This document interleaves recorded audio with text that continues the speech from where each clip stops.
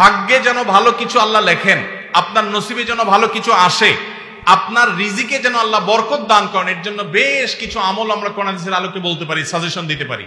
রিজিকে বরকত এবং ভাগ্য সুপ্রসন্ন হবে কোন আমল করলে? ভাইরা আমার, ভাগ্যে ভালো কিছু লেখা হয় কবে? একটা হলো মানুষের সৃষ্টিরও 50,000 বছরে আল্লাহ তাআলা ভাগ্য নির্ধারণ করেছেন। আরেকটা হলো প্রতি বছর যেই রাতে আল্লাহ কোরআন নাজিল করেছেন, আল্লাহ সূরা দুখানে বলেছেন সেই রাতে অর্থাৎ লাইলাতুল কদরে আল্লাহ তাআলা সব গুরুত্বপূর্ণ বিষয় ধার্য করেন। ভাগ্যে যেন ভালো কিছু আল্লাহ লেখেন, আপনার নসিবে যেন ভালো কিছু আসে, আপনার রিজিকে যেন আল্লাহ বরকত দান করেন, এর জন্য বেশ কিছু আমল আমরা কোরআন হাদিসের আলোকে বলতে পারি, সাজেশন দিতে পারি।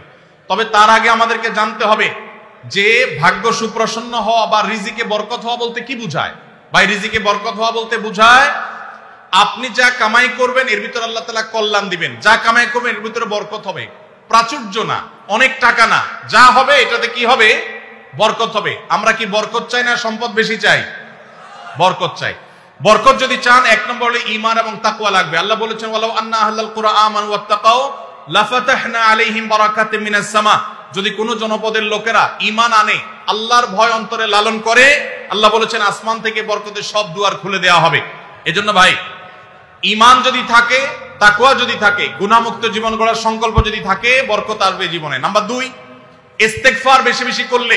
আল্লাহ বলেছেন সূরা নূহের মধ্যে, যদি কেউ ইস্তেগফার করে, নূহ আলাইহিস সালাম তার জাতিকে বলেছেন ফাকুল তুস্তাগফিরু রাব্বাকুম ইন্নাহু কানা গাফফারা ইউরসিলিস সামাআ আলাইকুম মিদরারা ওয়া ইমদিদুকুম বিআমওয়ালিন ওয়া বানিন ওয়া ইয়াজআল লাকুম জান্নাতিন ওয়া ইয়াজআল লাকুম আনহারা। আল্লাহ নবী নূহ আলাইহিস সালাম বলেছেন, আমি আমার জাতিকে বলেছি তোমরা আল্লাহর কাছে ইস্তেগফার করো, ক্ষমা প্রার্থনা করো। বেশি বেশি ইস্তেগফার করলে আল্লাহ তাআলা রিজিকের মধ্যে বারাকা দিবেন, অভাব দূর করবেন, সম্পদে এবং সন্তানে আল্লাহ তাআলা বরকত দান করবেন। তাহলে 2 নম্বর আমল হলো ইস্তেগফার করা, রিজিকে বরকত হবে ইনশাআল্লাহ। নাম্বার 3, শুকর আদায় করা। আল্লাহ বলেছেন লা ইন শাকারতুম লা আযীদান্নাকুম। আপনি কোনো কিছু পেয়েছেন, আলহামদুলিল্লাহ বলেন, যা পাইছেন শুকর আদায় করেন, আল্লাহ নিয়ামত বাড়ায় দিবেন। নাম্বার 4, দান সাদাকা করা। আল্লাহ তাআলা বলেছেন ইয়ামহাকুল্লাহুর রিবা ওয়া ইউরবিস সাদাকাত।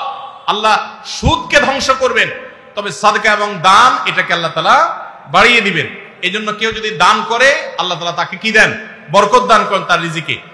তারপরে 5 নম্বর হলো আত্মীয়তার সম্পর্ক রক্ষা করা। নবীজি সাল্লাল্লাহু আলাইহি সাল্লাম বলেছেন মান সাররাহু আন ইউবসাতা লাহু ফি রিজকিহি আও ইউনসালাহু ফি আথারিহি ফালিয়াসিল রাহিমা।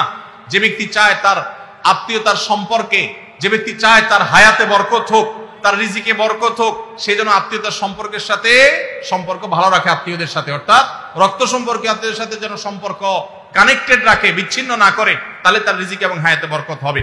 এবং সর্বশেষ আরেকটা আমল বলতে চাই, সেটা হলো খাবারের ক্ষেত্রে একত্রিত হয়ে বসে খাবার খাওয়া। এই সুন্নত আমাদের সমাজ থেকে বিদায় হয়ে গেছে, আমরা অনেকে জানি না।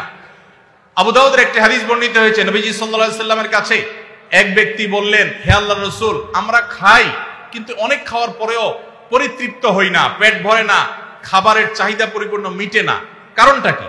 নবীজি সাল্লাল্লাহু আলাইহি সাল্লাম বলেছেন তোমরা সম্ভবত আলাদা আলাদা প্লেটে খাও, আলাদা আলাদা সিঙ্গেল খাও। তখন নবীজি সাল্লাল্লাহু আলাইহি সাল্লাম বলেছেন তোমরা সবাই একসাথে খানা খাবে, আল্লাহ তাআলা তোমাদের খাবারে বরকত দান করবেন। একসাথে খানা খাবে এবং বিসমিল্লাহ বলে খাবে, এই দুইটা কাজ করলে আল্লাহ তাআলা তোমাদের খাবারে বরকত দান করবেন। এজন্য ভাইরা, বাসা বাড়িতে এক প্লেটে স্বামী স্ত্রী দুজন আছেন, এক প্লেটে খাবেন। বাচ্চাদেরকে নিয়ে বড় প্লেট নিয়ে খানা খাবেন, এটা সুন্নাত। নবীজি সাল্লাল্লাহু আলাইহি সাল্লাম উৎসাহ দিয়েছেন, কিন্তু আমাদের সমাজ থেকে এটা এখন হারিয়ে গেছে, নাই বললে চলে। আমরা সবাই যার যার মতো খানা খাই। এজন্য এই কাজটাও আমাদের আমলে, আমাদের রিজিকে, আমাদের হায়াতে বরকত এনে দিবে ইনশাআল্লাহ। আকিকা না দিলে কি শিশুর বিপদ কাটে না? আকিকা না দিলে শিশুর বিপদ কাটে না এমন কোনো কথা কোরআন হাদিসে নেই। তবে আকিকা দেওয়া এটা গুরুত্বপূর্ণ একটা আমল। আল্লাহ কাউকে পুত্র সন্তান দান করলে 2টি ছাগল, আর কন্যা সন্তান দান করলে 1টি ছাগল জবে করা, এটা নবীজি সাল্লাল্লাহু আলাইহি সাল্লামের সুন্নাহ। এটা জন্মের 7ম দিনে, না হলে 14তম দিনে, না হলে 21তম দিনে করবেন। সেটাও যদি কোনো কারণে না হয়, পরে যে কোনো সময় করলেও আদায় হয়ে যাবে। এমনকি কারো শিশু কারো যদি আকিকা দেওয়া না হয়, বড় হওয়ার পরে তার আকিকা দিলেও আদায় হয়ে যাবে। এই আকিকা এটা না দিলে যে বিপদ কাটে না এরকম কোনো কথা নাই। তবে হ্যাঁ, বিভিন্ন হাদিসে নবী সাল্লাল্লাহু আলাইহি সাল্লাম বলেছেন কুল্লু গুলামিন মুরতাহানুন বিআকিকাতিহি। বাচ্চা এটা আকিকার উপরে সে অনেকটা ডিপেন্ডেন্ট থাকে। এই হাদিসের ব্যাখ্যা অনেক মুহাদ্দিসরা বলেছেন আকিকা না দিলে আকিকা দেওয়ার ফলে সে বিভিন্ন ক্ষয়ক্ষতি থেকে বেঁচে থাকতো। অনেকে বলেছেন শয়তানের কুমন্ত্রণা থেকে বেঁচে থাকে আকিকার মাধ্যমে, এটা থেকে সে আর বাঁচতে পারে না, ওই ক্ষতি তাকে স্পর্শ করার সম্ভাবনা থাকে। তবে কেউ আকিকা দিতে পারলো না, অন্য কোনো আমল করলো তার সন্তানের জন্য, আল্লাহ তাআলা তাকে সেভ করতে পারেন। এমন কোনো কথা নাই যে আকিকা না দিলেই তার সন্তানের বিপদ কাটবে না। তবে আকিকা দেওয়া উচিত, এর মাধ্যমে সন্তান নানাভাবে উপকৃত হয়, নানাভাবে সেভ থাকে, নিরাপদে থাকে। আল্লাহ আমাদের যাদের সামর্থ্য দিচ্ছে তাদেরকে আমল করার তৌফিক দান করুন। আমি একজন প্রাইমারি স্কুলের শিক্ষক। সকাল 9টা থেকে 4টা পর্যন্ত আমার কর্মঘণ্টা, 4টা 15 পর্যন্ত আমার কর্মঘণ্টা। 5 বছর বয়সী বাচ্চা থেকে শুরু করে 12 বছরের শিক্ষার্থী পড়ে। প্রতিটা ক্লাসের সময়কাল 40 মিনিট। সকালে 3-4টা ক্লাস নিলে শরীর আর চলে না। পরবর্তী ক্লাসগুলো শুরুর ক্লাসের মতো মনোযোগ দিতে পারি না। তাতে কি আমার বেতনের টাকার কোনো প্রবলেম হবে? শত শত কোমলমতি শিক্ষার্থী সামলানো অনেক কষ্টকর হয়। ভাইরা আমার, আল্লাহ কোরআনে বলেছেন লা ইউকাল্লিফুল্লাহু নাফসান ইল্লা উসআহা, সাধ্যের বাইরে কোনো কিছু করতে আল্লাহ আমাদেরকে বাধ্য করেন নাই। এজন্য আমাদের উচিত হবে যে আমরা যারা চাকরি করব, যতক্ষণ সাধ্য থাকে ততক্ষণ আমরা মনোযোগ দিয়ে কাজ করব। আমার এনার্জি আর কুলাচ্ছে না। আগে প্রথম আইসা যেরকম করতে পারছি সকালের দিকে, দুপুরের পরে শরীরে এনার্জি একটু কমে যাবে, এটা স্বাভাবিক। এর কারণে ইনশাল্লাহ আপনি আল্লাহর কাছে পাকড়াও শিকার হবেন না। যদি আপনি ইচ্ছাকৃত গাফিলতি করেন, মোবাইল টিপাটিপি করে সময় নষ্ট করেন, বাচ্চাদের ক্লাসে দেরিতে যান, তাহলে সেজন্য আল্লাহর কাছে জব দিয়ে করা লাগবে। কিন্তু আপনার এনার্জি কমে গেছে, প্রথম ক্লাসের মতো মনোযোগ আর ধরে রাখতে পারছেন না, এর কারণে আপনি গুনাহগার হবেন না।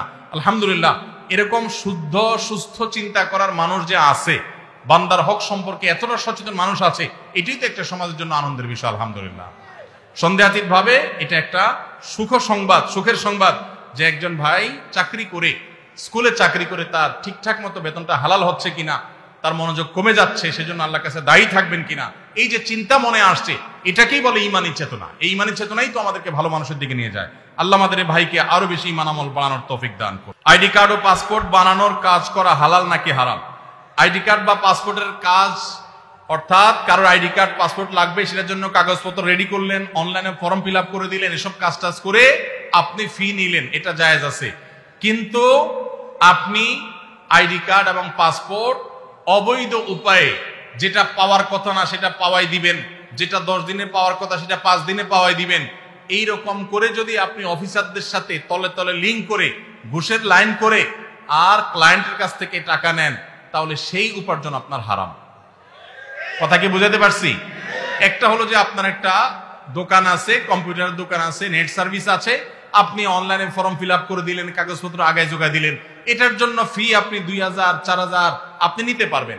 কিন্তু আপনি ক্লায়েন্টের কাছ থেকে অতিরিক্ত টাকা নিয়ে ওই পাসপোর্ট অফিসার, এনআইডি কার্ডের ওই অফিসারে আপনি ঘুষ দিলেন, দিয়া আপনি কাজটা করে আনলেন। এই ঘুষের কারবার করে অবৈধ কাজ করলেন, দেরির কাজ আগের করাইলেন, লাইন ব্রেক করাইলেন, নানামুখী যে শয়তানিগুলো আমাদের দেশে হয়, অবৈধ কাজ হয়, এগুলোর জন্য যদি টাকা লেনদেন করেন, তাহলে আপনার এই ব্যবসা হালাল হবে না। আস-সুন্নাহ ফাউন্ডেশন, উম্মার স্বার্থে সুন্নাহর সাথে।